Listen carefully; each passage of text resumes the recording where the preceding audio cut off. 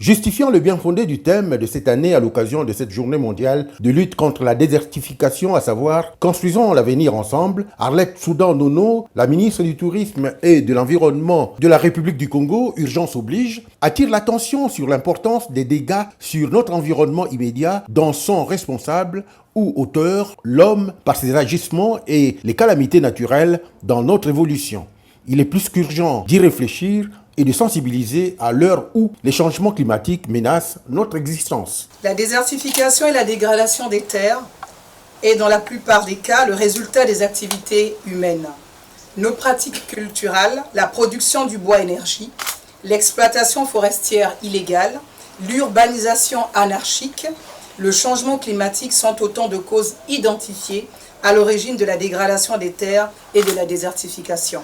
Face à la désertification et à la dégradation des terres affectées par la sécheresse et dont les impacts sur nos capacités à produire proportionnellement aux besoins de la communauté se réduisent, il y a aujourd'hui cette autre menace, celle de la conjugaison de ces deux phénomènes, a souligné Madame la ministre. Tenant compte de ce qui précède, la Convention pour cette année appelle à mettre l'accent sur la viabilité des terres et des conditions de vie dans les communautés rurales pour nos jeunes.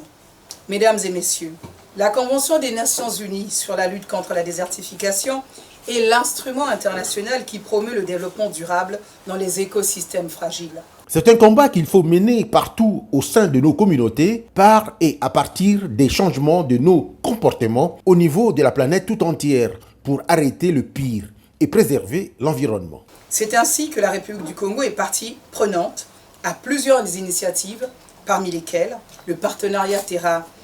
Africa, établi en 2005, qui vise à soutenir les gouvernements des pays d'Afrique subsaharienne dans leurs efforts de coordination des interventions